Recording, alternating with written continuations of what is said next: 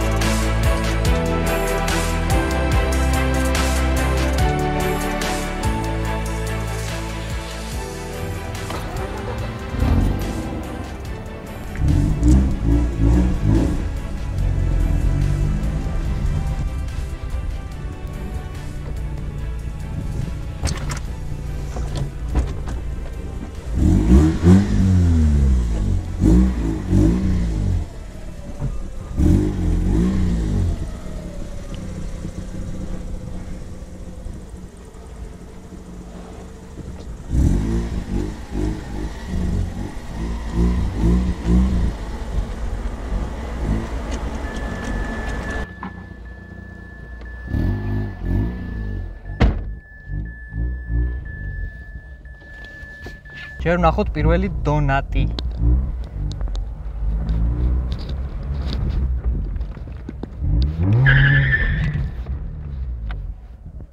დაგვავიწყდა გამორთვა ტრექშენის. მომაგარია.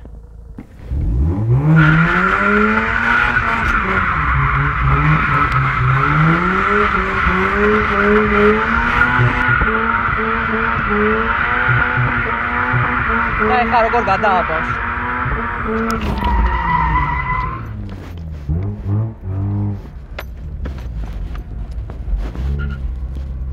ჩემბრალია.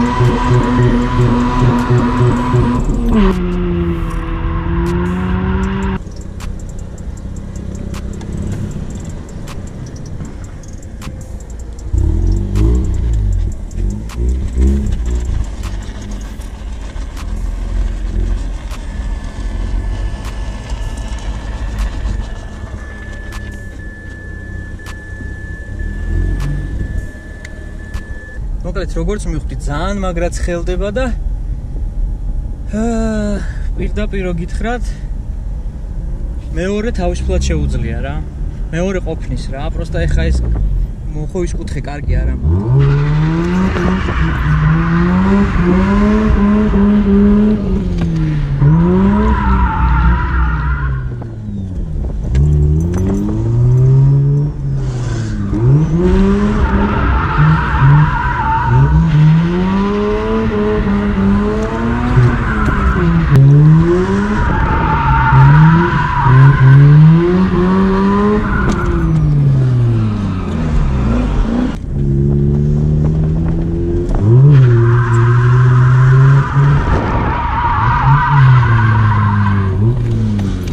ეს არის მეორე სიჩქარე რა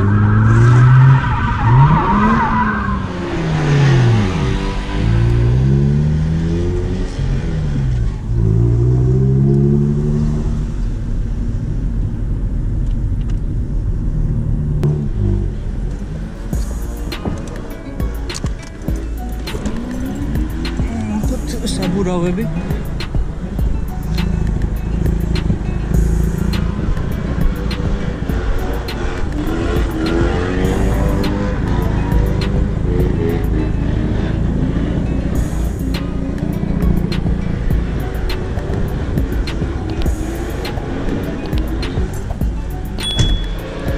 ცოტასაც გაკაჩავს. რა ტემპერატურა მაგიჟებს.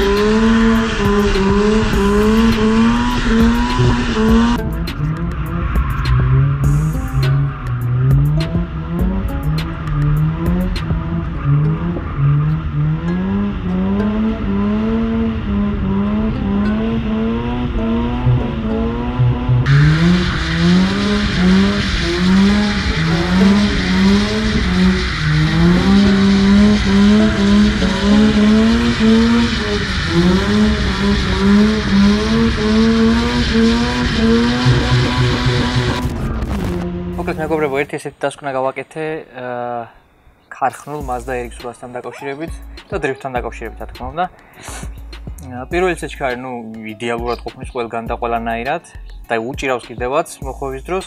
მეორე სიჩქარეში, რაც შეეხება მეორე სიჩქარეს, დაბლებში თორქი ძალიან გვაკლია. შესაბამისად გვიწევს მაღალი აბაროტები, მაღალ აბაროტებზე უკვე ცხენები მოდის და მერე მოხვევის კუთხე აღარ ყოფნის და სრიალდება. ტრაკი მიაქვს რა, როგორც იცით 50-50 წექტონის გადანაცვლება და შესაბამისად ტრაკიც მძიმეა. ასე რომ დრიფტის საბაზისო რაღაცების სასწავლად ესეც შესაძლებელია, თუმცა იმენა დრიფტისთვის საჭიროა უფრო მეტ თორქიანი და რა თქმა უნდა მოხვევის კუთხე გაზრდილი ავტომობილი.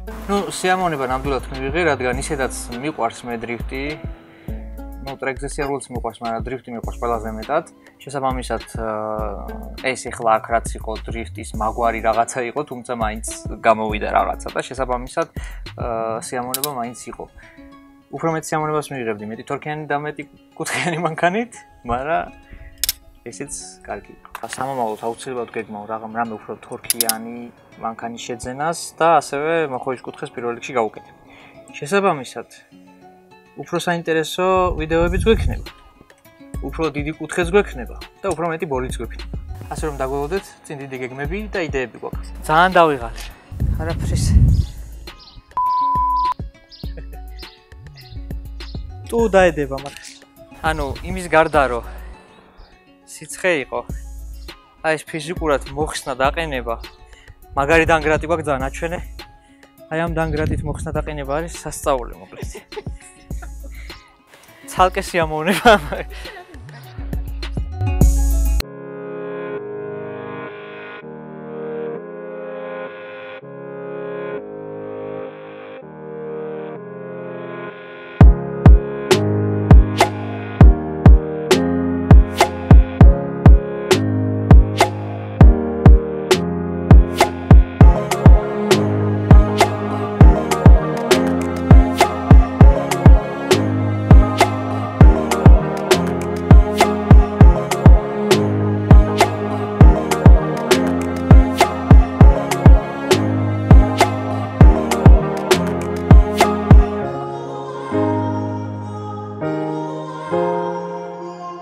ეხლა ჩვენ მანქანაზე რა გეგმებიც მაქვს.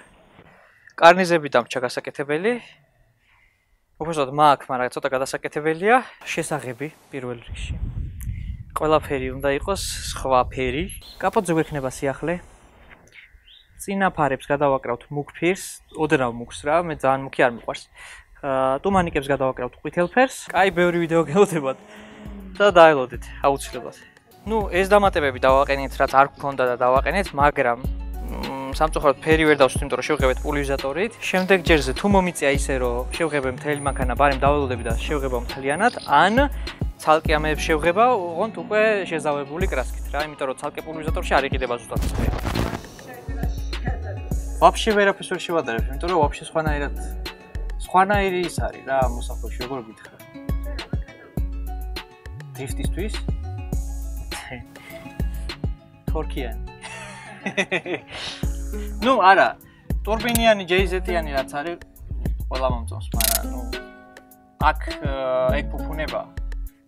ანუ ჯეიზეტის 100 მომწონს ძალიან სადრიფტოოდ, მაგრამ ფუფუნება აქ. აქ ეგ რო გყავს, არ უნდა აწვალო რა, ისეთი თემა არის.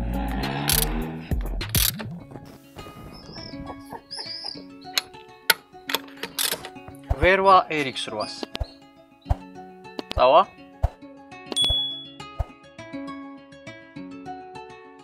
მანამდე კი არ დაგავიწყეთ, გამოიწეროთ არხი, გააზიაროთ ეს ვიდეო, რათა ბევრმა გაიგოს, რომ რაღაცეები RX-800-საც შეუძლია. მომავალ შეხვედრამდე.